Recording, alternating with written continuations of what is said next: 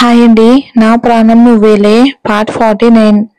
అశ్వంత్ పెళ్లి కూతురు గెటప్ లో అసలు నువ్వు ఎంత అందంగా ఉన్నావో తెలుసా అని కింద పెదవి పట్టుకుని లాగి వదిలేస్తాడు. అశ్వత్ కృతిని అలా చేసేసరికి కంగారుతో మాటలు రావు. అదే కష్టం మీద వదలండి, నువ్వు ఇలా ఉంటే అస్సలు వదలలేకపోతున్నా. నువ్వు ఇంత అందంగా నా ఎదురుగా ఉంటే నా పరిస్థితి ఏంటి? అస్సలు చూపు తిప్పుకోలేకపోతున్నా. నన్ను ఇలా బాధ పెట్టడం ఏమైనా బాగుందా అంటాడు. కృతికి పంతులు గారు పిలుస్తుంటే పలకకుండా తన వైపే చూడటం గుర్తొచ్చి నవ్వుతుంది. అబ్బా, అలా నవ్వకే, ఇక్కడ సునామీ వచ్చేలా ఉంది అని గుండెపై చేయి వేసుకుని చూపిస్తాడు. కృతి తలెత్తి అశ్వత్ కళ్ళలోకి చూస్తుంది.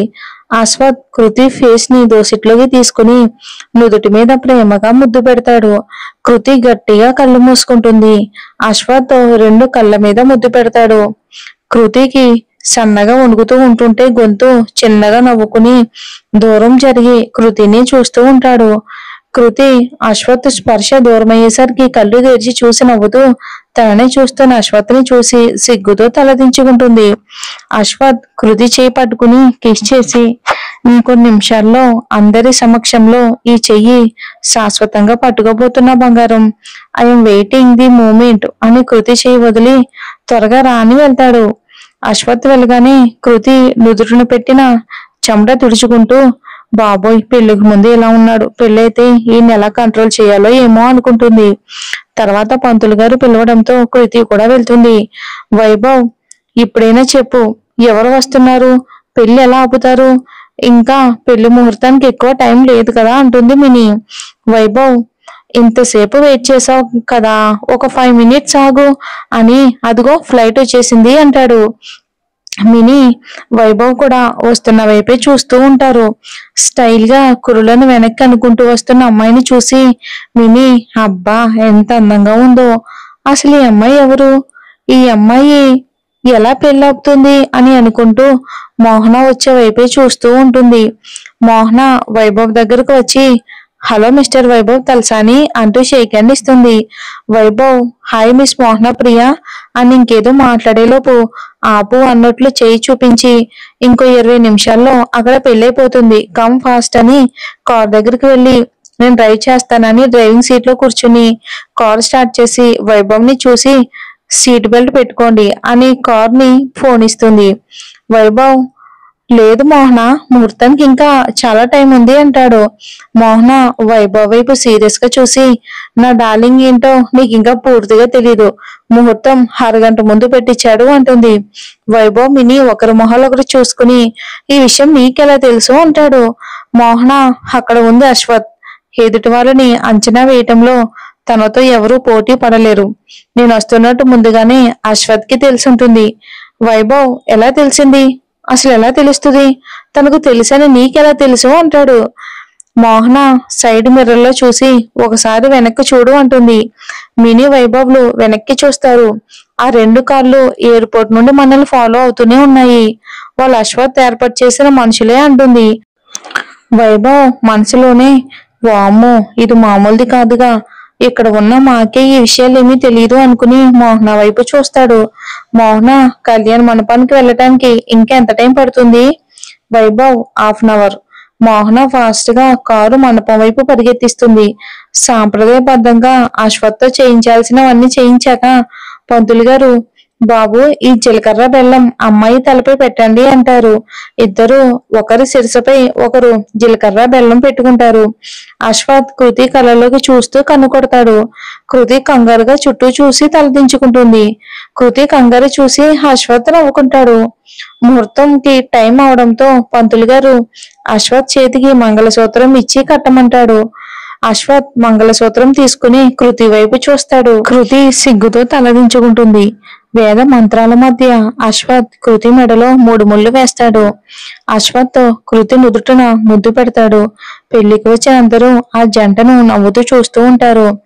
సుమతి వినోదులు సంతోషంతో వస్తున్న ఆనంద బాష్పాలను తుడుచుకుంటూ ఇద్దరిని చూస్తూ ఉంటారు ఆనందంగా. తర్వాత పంతులు గారు, బాబు, అమ్మాయి నుదుటిన సింధూరం పెట్టండి అంటాడు. అశ్వత్ కుంకుమ తీసుకుని కృతి నుదుటి మీద పెడతాడు. సంతోషంతో కృతి కళ్ళు మూసుకుంటుంది. కృతికి తన అమ్మా నాన్నలు గుర్తొచ్చి కన్నీళ్లు పెట్టుకుంటుంటే అది అశ్వత్ చూసి, బంగారం ఎందుకు ఏడుస్తున్నావు అంటాడు. సుమతి, వినోదులు, భార్గవి, రమేష్లు, ప్రణవ్, దీక్ష అందరూ కృతి చుట్టూ చేరిపోయి కంగారుగా ఏమైంది అంటారు. కృతికి అందరి ప్రేమ చూస్తూ ఉంటే నేను చాలా అదృష్టవంతురాలిని, నీలా ప్రేమించే ఫ్యామిలీ దొరికింది అనుకుని అమ్మా నాన్న గుర్తొచ్చారు అశ్వత్ గారు, వాళ్ళు ఉండుంటే చాలా సంతోషించేవాళ్ళు అంటుంది.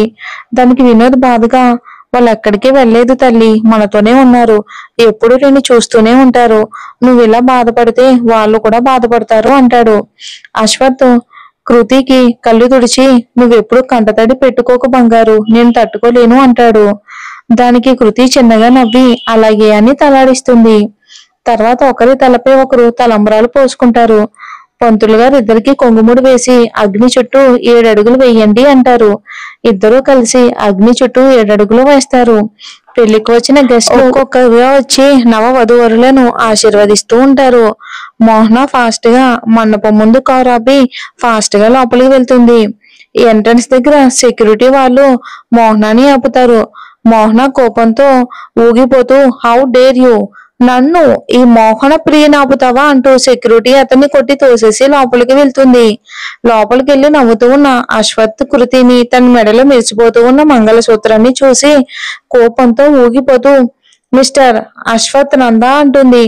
అందరూ మోహన వైపు చూస్తారు. ఇక అప్పటి వరకు నవ్వుతూ ఉన్న సుమతి మోహనాన్ని చూడగానే ఆవిడ ప్లేస్ లో కోపం, బాధ, భయం అన్ని రకాల ఎక్స్ప్రెషన్స్ క్షణానికి మారుతూ ఉంటాయి.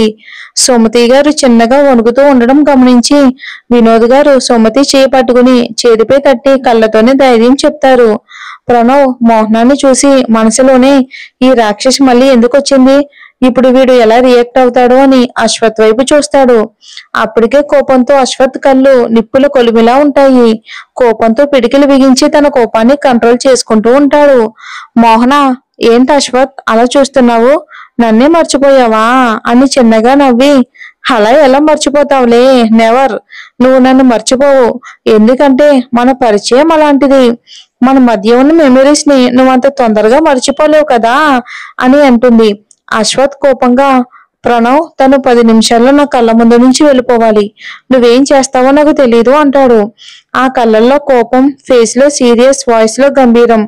ఎప్పుడూ అశ్వత్ లో ఇంత కోపాన్ని చూడని కృతి భయపడిపోయి భయంగా అశ్వత్ ని చూస్తుంది. ప్రణవ్, మోహన వెళ్ళు, అసలు నువ్వు ఎందుకు వచ్చావు, ముందు ఇక్కడ నుండి వెళ్ళు అంటాడు. మోహన, నేను వచ్చింది వెళ్ళడానికి కాదు, అప్పుడు నా నుంచి తప్పించుకున్న నా అశ్వత్ని నా సొంతం చేసుకోవడానికి. ప్రణవ్, పిచ్చి పిచ్చిగా మాట్లాడకు మోహన, వాడికి పెళ్ళయింది, ఇక నువ్వు అనుకున్నది ఎప్పటికీ జరగదు, ఇక నువ్వు వెళ్ళొచ్చు అంటాడు. అశ్వత్ వైపు చూసి, చూడు అశ్వత్, పెళ్ళైనంత మాత్రాన నిన్ను వదిలేస్తాను అని అనుకోవద్దు, నా గురించి నీకు బాగా తెలుసు, ఏదైనా ఒకసారి కావాలి అనుకుంటే అది సాధించే తీరతాను, అది నా సొంతం అయ్యేంత వరకు వెనుకడుగు వేయను, ఆ విషయం నీకు కూడా తెలుసు, నీ జీవితంలో నీ భారీగా నీతో పాటు ఉండేది నేనే అంటుంది. అశ్వత్, పగటి కలలు కనుక మోహన, నువ్వు అనుకుంది ఎప్పటికీ జరగదు, గుండెపై చెయ్యి పెట్టి, ఇక్కడ నా భార్యకు తప్ప ఎవరికీ స్థానం లేదు, నువ్వు నా జీవితంలోకి కాదు కదా, నా పక్కన కూడా నిలవలేవు, నీకు అప్పుడు ఇప్పుడు ఒకటే చెప్తున్నా, నా జోలికి రాకపోవటం నీకే మంచిది అంటాడు కోపంగా. మోహన ఒక్కో అడుగు అశ్వత్ దగ్గరికి వేస్తూ, అసాధ్యాన్ని కూడా సుసాధ్యం చేయటమే ఈ మోహన అలవాటు, చూస్తూ ఉండు, హా ఎవరన్నది జరుగుతుందో అని అశ్వత్ పక్కనే నిలబడి ఉన్న కృతిని చూస్తూ స్టేజ్ పైకి వచ్చి కృతిని పైనుండి కింద వరకు చూసి, హా ఈ మొహం కోసమేనా నన్ను వద్దనుకుని వచ్చింది అంటుంది.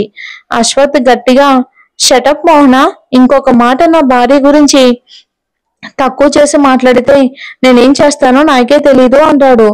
మోహన, ఓ అనకూడదా, అంతలా మాయ చేసిందా, అయితే మంచి మాయలేడి అన్నమాట అంటుంది. ఆ మాటకి కృతి కళ్ళల్లో గంగాదేవి ప్రత్యక్షమవుతుంది. కళ్ళల్లో నీళ్లు దారగా పోతూ ఉంటాయి. అప్పటి వరకు తన కోపాన్ని ఎంతో కంట్రోల్ చేసుకున్న అశ్వత్ కృతి కళ్ళల్లో నీళ్లు చూసేసరికి ఇక కోపం ఆపుకోలేక లాగిపెట్టి మోహనాన్ని కొడతాడు. అశ్వత్ కొట్టిన ఫోర్స్ కి మోహన కింద పడుతుంది. అశ్వత్ కృతి కళ్ళల్లో నీళ్లు తుడుస్తూ బాధగా, బంగారం నువ్వు ఏడవకే, నేను తట్టుకోలేను అంటాడు. మోహన లేచి నిలబడి కోపంగా, హో, తన కళ్ళల్లో నీళ్లు చూస్తేనే నువ్వు తట్టుకోలేవా? చూస్తా, ఇదంటే నీకు చాలా ప్రేమ అన్నమాట. తనకేమైనా అయితే నువ్వు చాలా బాధపడతావు. హ్మ్, నా అంతటా నేను నీ కోసం నిన్ను కోరి వస్తే ఒకటి కాదు, రెండు కాదు, ఇప్పటికి 3 సార్లు నన్ను కాదన్నావు. కాదు అనడమే కాకుండా ఇంతమందిలో నన్ను కొట్టి అవమానించావు. ఇదే ఇదే నేను నీకు వెయ్యబోయే శిక్ష అని ఫాస్ట్ గా తన పాకెట్ లో ఉన్న నైఫ్ తీసుకుని కృతిని పొడవబోయింది. అశ్వత్ వెంటనే అలర్ట్ అయ్యి 2 చేతులతో పట్టుకుని ఆపుతాడు. అశ్వత్ చేతి నుండి రక్తం పోతూ ఉంటే అశ్వత్ కత్తిని పక్కకు విసిరేసి లాగిపెట్టి మోహనాన్ని కొట్టి, హౌ డేర్ యూ, నీకెంత ధైర్యం ఉంటే నా కళ్ళ ముందే నా భార్యని చంపాలని చూస్తావు అని ప్రణవ్ వైపు చూస్తాడు. ప్రణవ్కి అశ్వత్ చూపు అర్థమై వెంటనే కమిషనర్ గారికి కాల్ చేసి విషయం చెప్పి ఫోన్ పెట్టేస్తాడు. మీ అందరికీ డౌట్ రావచ్చు, కమిషనర్ అశ్వత్ వాళ్ళకి ఫ్యామిలీ ఫ్రెండ్ కదా, పెళ్లికి రాలేదు అని. ఆయన ఒక ముఖ్యమైన పని మీద వెళ్లాల్సి వచ్చింది, అందుకే పెళ్లికి రాలేదు. అశ్వత్ చేతికి రక్తం పోతూ ఉంటే కృతి ఏడుస్తూ దీక్ష ఫస్ట్ ఎయిడ్ బాక్స్ అని అరుస్తుంది. దీక్ష వెంటనే ఫస్ట్ ఎయిడ్ బాక్స్ తీసుకుని వస్తుంది. కృతి ఏడుస్తూ అశ్వత్ చేతిని తన చేతుల్లోకి తీసుకుని అదంతా క్లీన్ చేసి ఆయింట్మెంట్ రాసి కట్టుకడుతుంది. అశ్వత్ కృతి ఏడుస్తూ కట్టుకడుతూ ఉంటే ప్రేమగా తన వైపే చూస్తూ ఉంటాడు. దూరంగా నిలబడి ఇదంతా చూస్తున్న మినీ వైభవ్కి ఏమీ అర్థం కాక ఒకరి ముఖాలు ఒకరు చూసుకుంటారు. మినీ, ఏంటి వైభవ్ గారు, అసలు ఇక్కడ ఏం జరుగుతుంది? వైభవ్, నాకు మాత్రం ఏం తెలుసు, నేను నీతో పాటుగా ఉన్నా అంటాడు చిరాగ్గా వైభవ్. మినీ వైభవ్ ని చూసి కోపంగా వెళ్ళిపోతుంది. వైభవ్, నేను ఇప్పుడు ఏమన్నానని ఇది ఇంత కోపంగా చూసి వెళ్తుంది అనుకుంటాడు. కాసేపటికి పోలీసులు వచ్చి మోహన దగ్గరికి వెళ్ళి మేడం రండి అంటాడు. మోహన, ఏయ్, నన్ను ఈ మోహన ప్రియని అరెస్ట్ చేసేంత ధైర్యం ఉందా? నన్ను టచ్ చేస్తే ఏమవుతుందో తెలుసా అంటుంది. అక్కడ ఉన్న ఏసీపీ లేడీ కానిస్టేబుల్ వైపు ఆ అమ్మాయిని తీసుకురా అన్నట్లు చూస్తాడు. ఆ లేడీ కానిస్టేబుల్ వచ్చి మేడం గొడవ చేయకుండా రండి అని చెయ్యి పట్టుకుంటుంది. Mohana, hey, how dare you touch me అని ఆ లేడీ కానిస్టేబుల్ ని కొడుతుంది. అప్పటి వరకు సైలెంట్ గా చూస్తున్న ఏసీపీ వచ్చి కింద పడ్డ కానిస్టేబుల్ ని లేపి మోహనాన్ని లాగిపెట్టి కొడతాడు. మోహన చెంపపై చేయి పెట్టుకుని, హే, ఎంత ధైర్యం నీకు, నన్నే కొడతావా? నేనెవరో తెలుసా, నా బ్యాక్గ్రౌండ్ ఏంటో తెలుసా అంటుంది. నువ్వు ఎవరైనా సరే, ఐ డోంట్ కేర్, తనను తీసుకుని వెళ్ళండి అంటాడు కోపంగా. మోహనను తీసుకుని వెళ్తారు.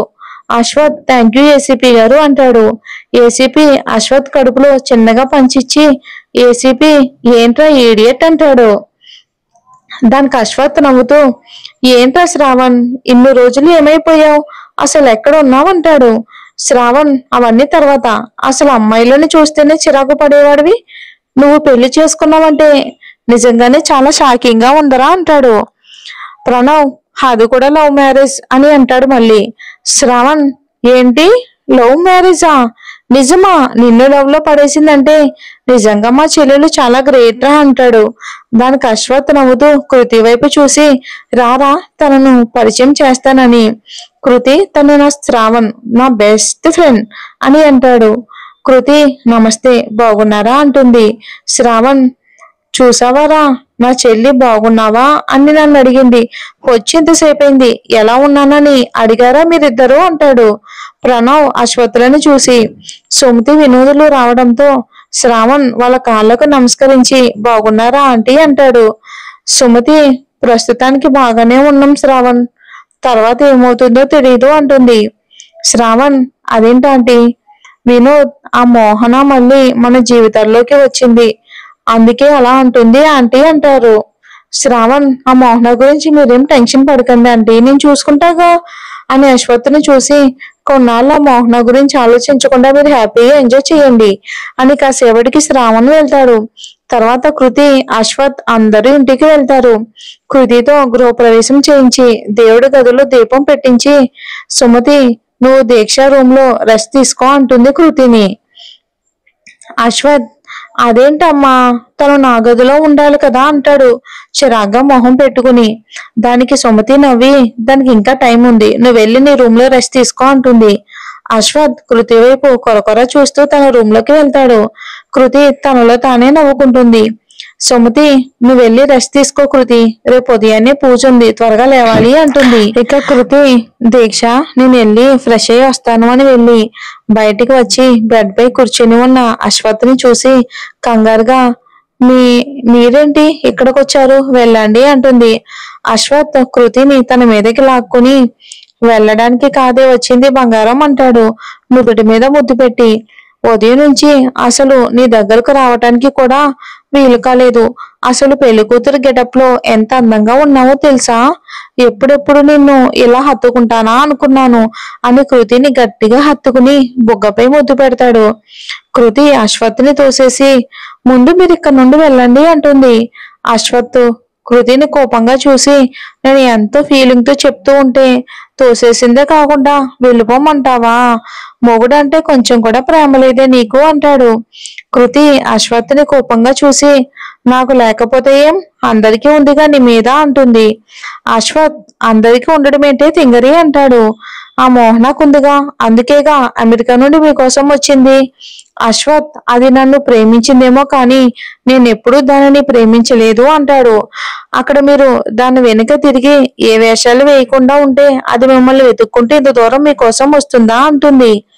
అశ్వత్, ఏంటి బంగారం, మెల్లో 3 ముళ్ళు పడగానే అసలు సెసిలీనా ఇండియన్ వైఫ్ లా మారిపోయి నన్ను అనుమానిస్తున్నావు, మీరు చేస్తే తప్పులేదు కానీ నేనంటే మాత్రం తప్పొచ్చిందా అంటుంది కృతి. అశ్వత్, నీకు మరీ ఇంత అనుమానం ఏంటి, శ్రీరామచంద్రుడికి జిరాక్స్ కాపీ లాంటోని, నిన్ను తప్ప ఇంకెవరిని తప్పుడుగా చూడని వాణ్ణి, నన్ను అవమానిస్తే కళ్ళు పోతాయే నీకు అంటాడు. మరి ఎందుకు కృతి అలా మాట్లాడుతుంది, దాని వెనకాల ఏదైనా రీజన్ ఉందా, ఆ రీజన్ మోహన అయితే చూద్దాం మరి వచ్చే ఎపిసోడ్ లో ఏం జరుగుతుందో.